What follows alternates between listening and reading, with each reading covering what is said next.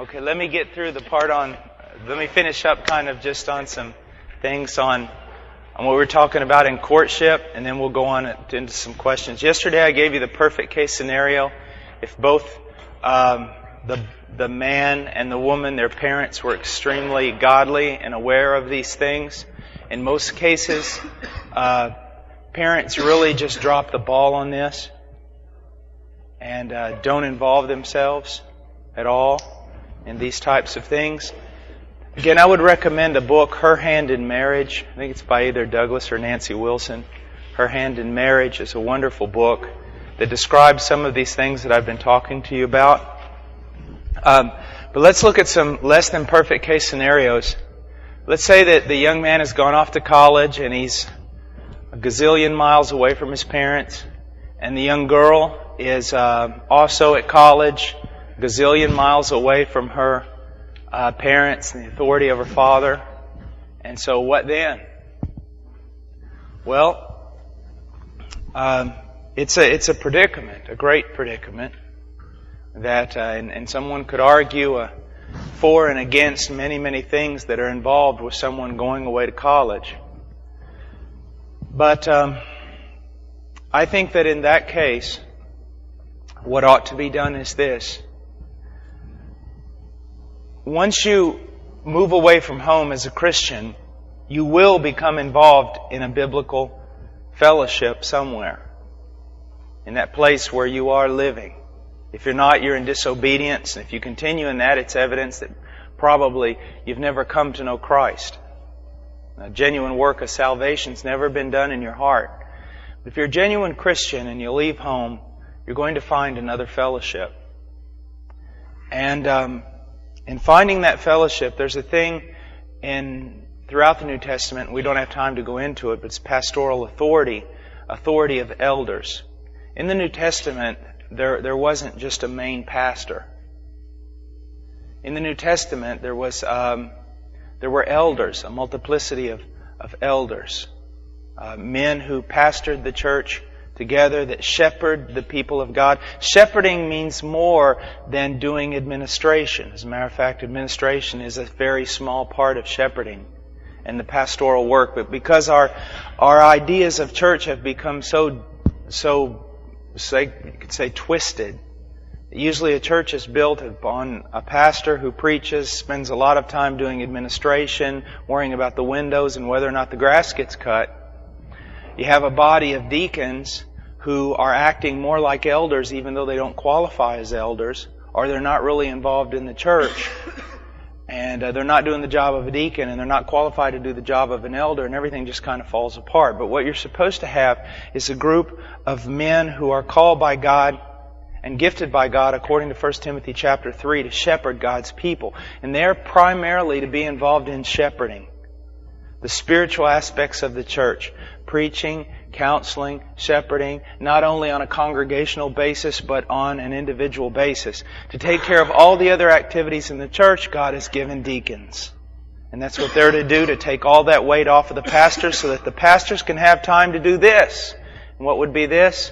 Let's say that you've moved away from home and you found somebody that you think maybe is God's wife for you. And you call your father, he's a long distance away, he can't really get as involved as he would like to. She calls her parents possibly, and there's just, the parents are too far away. So hopefully you're in a local congregation with biblical elders who are going to get involved. And you go to your father, yes, you call him on the phone, you even have him come down to the university or whatever, but you also have, in his absence, godly elders in the church to whom you're going to go, and they can counsel you. And not only can they counsel you and fulfill the role of a father, in a sense, but they can also set up the parameters for your courtship and set the rules down. Primarily the main rule, which is you shall never be alone with that girl until the day you marry her. And so you're allowed to get together, you're allowed to do things, but never to be concealed alone so that you might fall. And that's in a less than perfect situation. Now, let me just go back with a short review, because possibly there's some of you here who weren't here in the other days and you're wondering, what on earth is this man talking about? Fact of the matter is, the Bible teaches that we are to flee immorality. It is not a case, and we are to flee youthful lust. It is not a case of whether or not you can be spiritual enough to date a girl a long time without falling. The Bible says simply you can't. The Bible says we are to flee youthful lust, and that recreational dating is totally unbiblical. It is totally wrong. The only reason you begin to think of someone of the opposite sex is because you have intentions of marrying them. And you don't even think about someone of the opposite sex until you fulfill the requirements of biblical manhood or biblical womanhood. In the case of the young man, it is this: can you spiritually lead a woman? Can you protect a woman, have the integrity and strength of character to do so, and can you economically take care of her? In other words, if Dad's paying your car insurance, forget about even looking at a girl. It's reaching manhood before you begin to do the things that only men are supposed to do. And then if all that has been fulfilled and you do see someone, you begin to pray about them and you think they might be the person, that it is not your right as a young man to go to that girl and ask her out on a date. No more, and even less than it is for you to just come into my driveway and take my car. That girl is under the authority of her father. And if you're going to honor her father, you're going to speak to him first and get permission from him.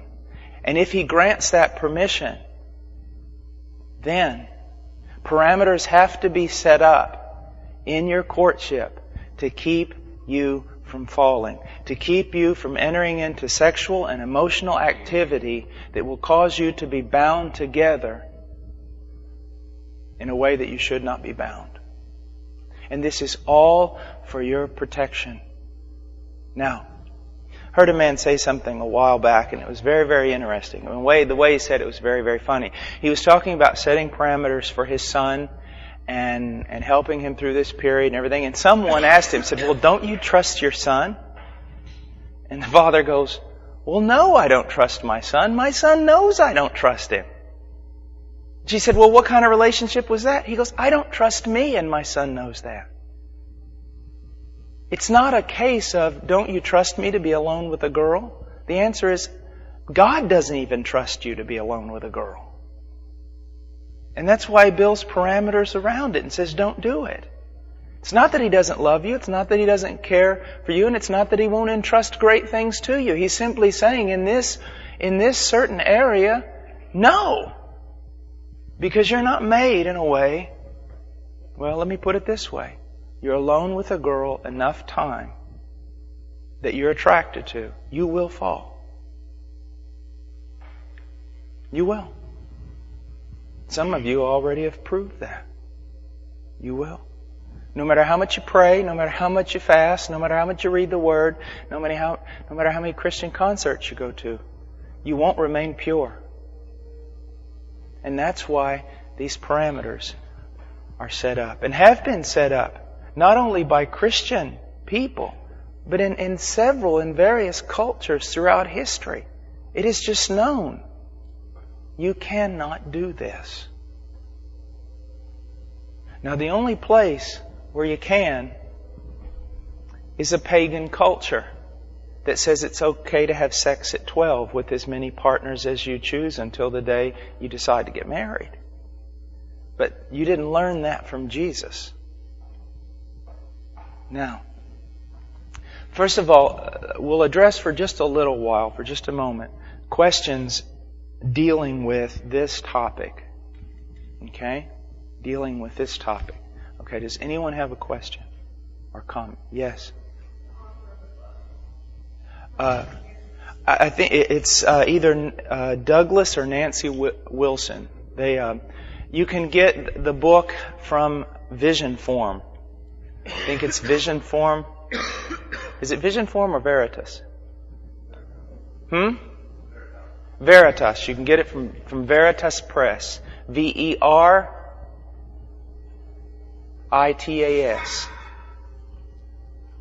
A lot of stuff they have on there about the family is very, very good. Theologically, I do not agree with them. They are kind of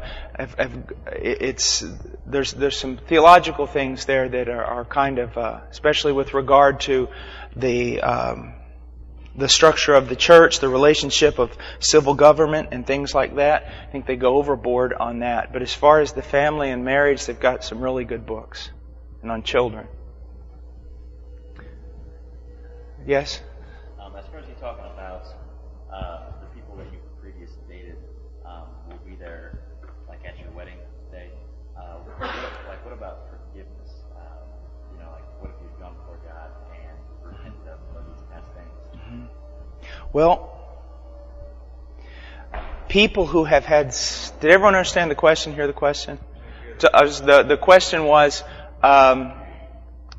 Paul, you talked about the fact that if you've had a lot of relationships, then when you go to your marriage, all those people that you've had relationships with, they're kind of there with you at the wedding.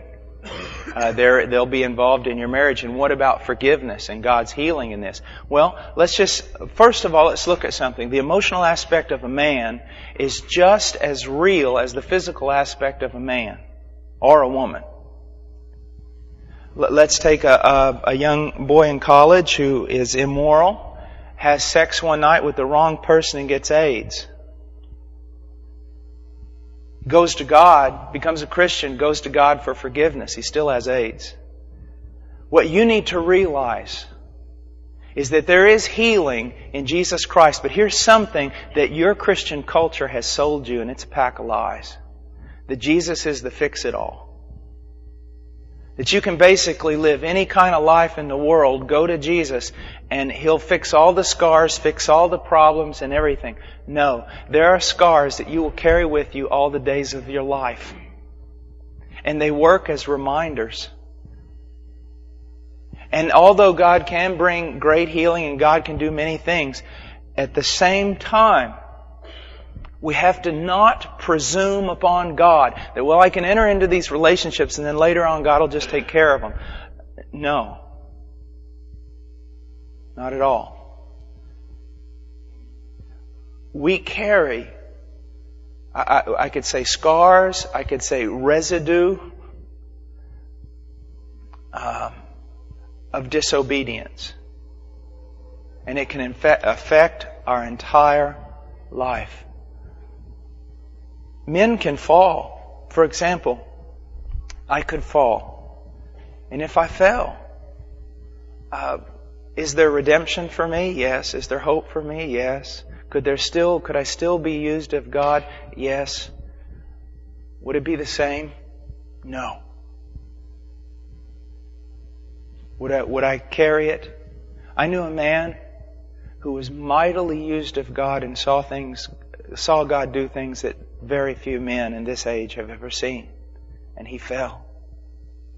And years later, he said, "It is still as bitter as gall." And so we have to be very, very careful. Did that answer your question? Okay. Yes.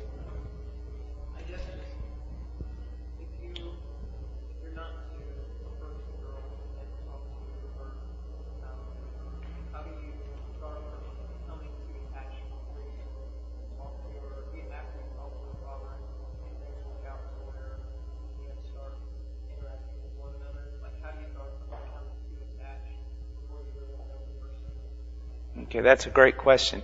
He asked me that last night, and I says, "Man, ask me again today so that we can talk about that." Here's the problem. Okay, if I'm not supposed to approach this girl, at all, then how am I supposed to figure out whether she is even a girl that I'm supposed to be praying about? And if I do get a little close to her to see, how can I be sure that I don't get so close to her that I do create an attachment with her and it begins to cause problems? Well, first of all, one of the things that you need to see is you don't need to be into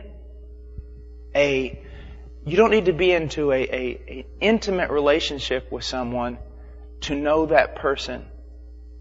Because what you're looking at, if you are a Christian, what you're looking at is virtue and character. For example, guys, let me tell you something. Girls, let me just fill you in on something, okay?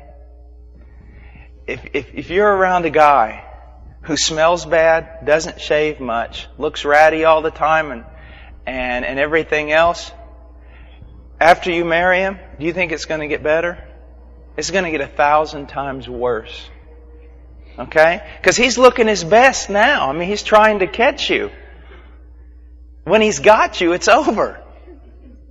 That's a tendency in everyone. Alright, so what you need to realize is that if young man, if there's a girl over there, and you begin to just pray and watch her life and pray, you're going to get a better picture than if you were to draw near and say you're interested. Why? You're going to see her as she is. She's not going to portray anything before you. There's not going to be any falsehood, any fake. She doesn't know. She's just going to be who she is. It's like, when a girl, you see a guy that you really think's nice, but one day you get up late for a test and you run out, outside of your dorm, and you look like Godzilla in a dress, and you got flip-flops on, and your hair's going like Medusa, and who do you run into? That guy. And you just want to crawl into a hole. Alright, well guys, it's good to see her like that. And if you don't draw near, you'll have a chance of studying and looking at her character. The way she deals with other people. The way she walks, as far as her Christian life. Now, at the same time, guys, this is very important. Guys will get into a relationship with a girl. And after they get in that relationship with a girl, they realize this is not where I want to be. And you know what they'll do? Instead of being man about it and saying, I made a mistake, they'll blame it on God. They'll go, I really like you, but I've just been praying and God's telling me this is not His will. What they do is they blame it on God. Don't do that. Don't do that. You made a mistake. Say you made a mistake. Ask for forgiveness. Now, another thing, guys, that you got to be very careful about is this. A girl, she's not going to listen to what you say. She's going to listen.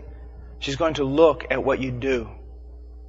For example, I have known guys that, they have this girl who's just their friend. I mean, their bud, and they're always just going around and everything, and it's just their bud, and the guy tells her all the time, now, we just study together and stuff. Now, there's nothing romantic. I'm not interested. This is not going anywhere. We're just friends. And the girl says, of course not, of course not. But what you've got to realize something, even though you're telling her all the time that this is just, this is just friends, this is just this, and you're not interested in marriage, and you're not interested in all this stuff, but you keep coming back to her door. You keep calling her. She is not going to listen to what you're saying. She is going to respond to what you're doing, and you're leading her astray even though you think you're telling her the truth. See, these are other things that get avoided when you do things the right way. The right way. Now, a guy asked me, he said, well, how can I know that? And I said, well, look, if you walk by her and she throws up on your shoes, that's a pretty good clue. This is not the girl. She's not that interested in you. But the idea is, you don't have to draw that close to her. You watch her. You pray about her. You know the testimony. Everyone has a testimony. You hear people talking. You can see her godliness, because you have to be very, very careful. Girls, you have to be very, very careful. If you're a godly girl and somehow it gets out that you're interested in a guy and he thinks that you're really beautiful, he'll jump through hoops for a beautiful girl. He'll change the way, superficially, he'll seem to change his character, he'll change his way of life and absolutely everything else until he has you. And I want to tell you something, parents sometimes are just, I use this word when I teach parents, you're just so dumb. Just so naive. Look at what I hear. I hear this all the time. Okay, this girl starts going out with a guy, and he's not a Christian. And so her parents put a lot of pressure on her, and Maybe people in the church put pressure on her, and finally she goes to him and goes, look, I can't be with you anymore because you're not a Christian and everything, and it's just not right, it shouldn't be unequally yoked. Man, inside of a week, this guy gets converted. I've seen it happen 1,000,000 times. He gets converted. And then everybody goes, okay, it's all right now.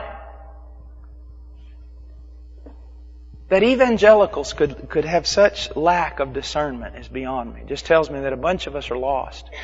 It's not okay right now. Maybe it'll be okay after a couple of years of him walking with God and growing to be a man of God.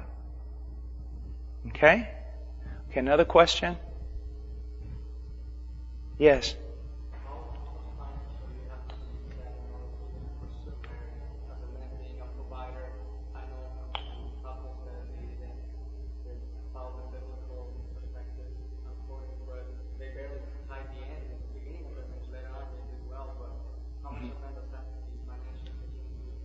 Okay. Great question. One of the things I said is that a man needs to be able to economically care for his wife and his family. Okay, now, here's something. Because of the way our society is set up, in which, you go to high school, they cram, in high school, they cram, into 4 years, they cram about a year of learning. You go to college, it's basically the same thing. Fluff, it just keeps you going. So that you can't even think about functioning as a man, even though you have the character of a man, you can't even hardly even think about it until you're 24. And that's a problem with our culture. But here's one of the things that I think that we need to look at. For example, I know a couple right now, and they're both in college. They got another year and a half. They're going to get married. Man, it's pretty slim. And they're courting right now. And I mean, his parents do help him some in his schooling and things like that. And yet it's okay what they're doing. I think it's right in the center of God's will. Why? Because this young man and this young woman have shown, they have demonstrated in the context that they're in, their maturity. Now, the fact that their parents want to help them a little bit, and they need that help, and it allows the young man to study more so he can get out quicker and things like that, that's okay. Because they've already, in the totality of their life, they have shown maturity, and they have shown that they are headed in the right direction. Without a doubt, they're headed in the right direction. You see what I'm saying? And the guy has assumed the responsibility. He works hard and everything else. The fact of the matter is, it's just difficult. But I mean, when you look at him, you see, man, this is a man. You look at her, this is a virtuous woman. So that's what you're looking for.